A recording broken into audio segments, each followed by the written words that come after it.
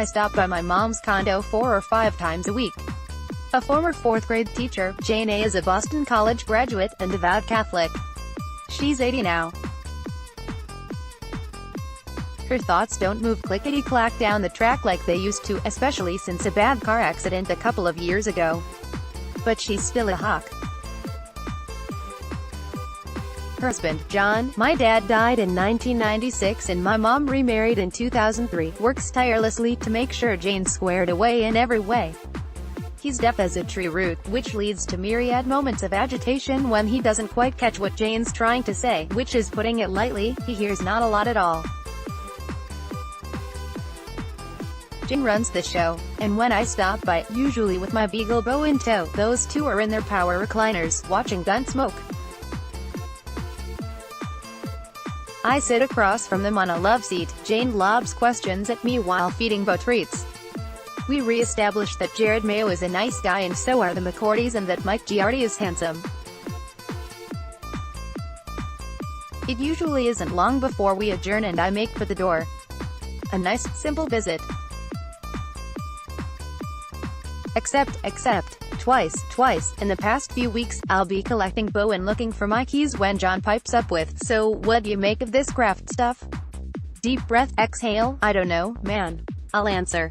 "Tough deal? What does he make of the what?" Jane interjects. "The craft stuff. Down in Florida, I get that tightening in the chest. Not like a heart attack.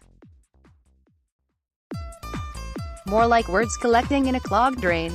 Just a tiny pinhole in that clog and here come the words, bursting out. I'll let them all go. I'll tell them what I really make of the craft stuff.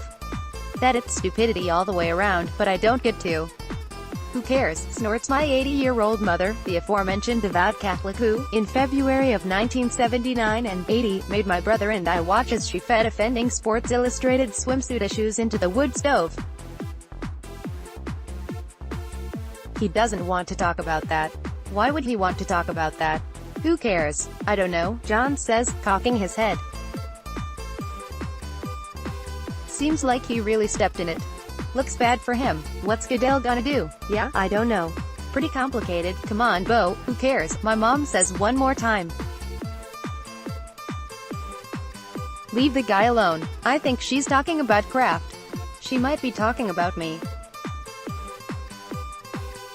Either way, why am I talking about this at all with my 80-year-old mother and 84-year-old stepfather? Stepfather seems an odd title, since he showed up when I was 35, but whatever. I need to delve into charges that a 77-year-old multi-billionaire was sexually pleasured in exchange for money at a spa in Florida, twice in 12 hours, with Jane and John. Or at least find a way to wriggle out of having to explain what I know about what went on at the Orchids Day Spa and what it all means to me, given that I cover the team and all. Why are we still talking about this? If my 80-year-old mother, veteran of myriad Cursillos, retreats and Sunday school classes, a woman who's probably spent a solid year or two of her life on her knees in church, if she doesn't care, then, Bob Kraft, what are you trying to prove anymore? And to whom? Why are we still having life breathed into a story that could have the plug pulled on it today? The damage has long since been done. And if Kraft gets off, so to speak, on some technicality in which courts rule the cops shouldn't have bugged the massage parlor or stopped his friend's car, the world isn't going to line up to clap Robert on the back and say, "You won." The damage has been done. It's not nearly as severe as Kraft imagines. The punishment isn't going to be nearly as penal as the protracted fight that only the lawyers love. Fold your tent, Robert, and go Bezos. Because what Kraft and his attorneys are afraid of having released by police is precisely the same thing Amazon's Jeff Bezos had held over his head by the National Enquirer, compromising images. Bezos short-circuited the National Enquirer's saber-rattling that it would release embarrassing images if he didn't acquiesce to their demands by laying his cards on the table and saying, "Here's what's going on, everyone. You can read all about it here if you haven't already." Bezos didn't release the images. Nor has the Enquirer. Kraft doesn't have the video in his possession. But he does have something. His version of what circumstances led to these two events coming to pass. And he can dull the quest to find and share the video by saying, "This is what you will see." Anybody who's spent a minute or two considering the story has already pictured in their mind's eye what went down. Any video released will just confirm what he states occurred. Kraft explaining what's on the video, laying bare the whole scenario will serve to make the eventual release of the video anticlimactic. Be an open book. Spare the family, spare the region, stop the drip, drip, drip of daily coverage with a tourniquet of truth.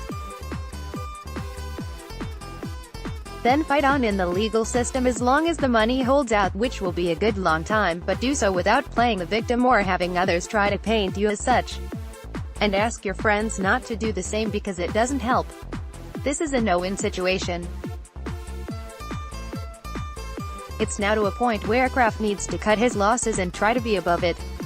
Try to make something good come out of it, as Kraft told me he hoped would happen when I spoke with him briefly at the owners' meetings in Arizona.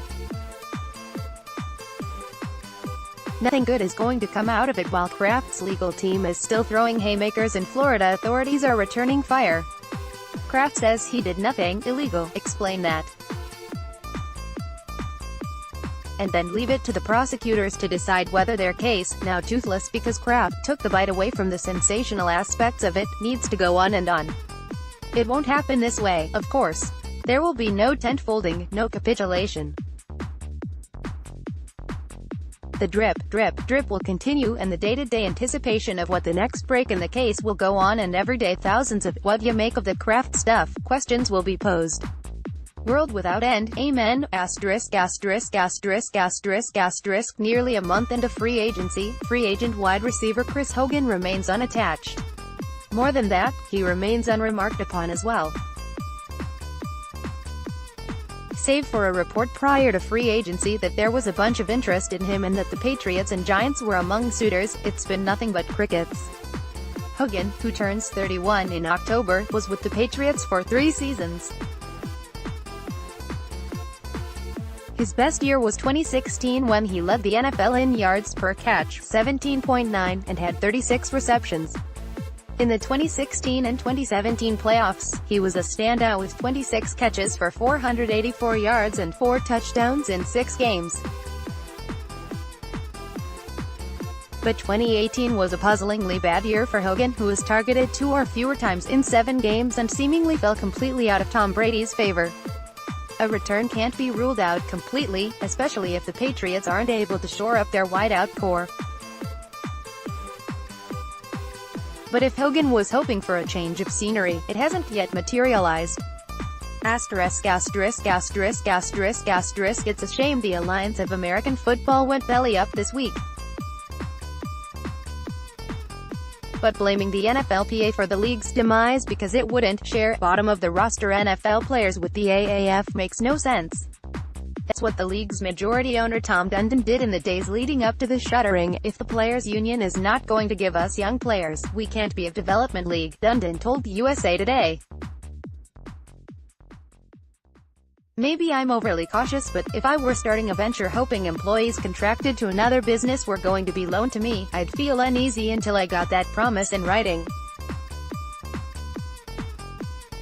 Which is probably why I don't own a professional sports franchise, like Dundon does with the Carolina Hurricanes.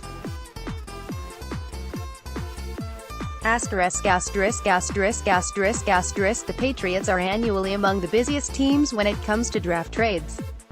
And with 12 picks this year, 6 in the first 3 rounds, they've got artillery to move around.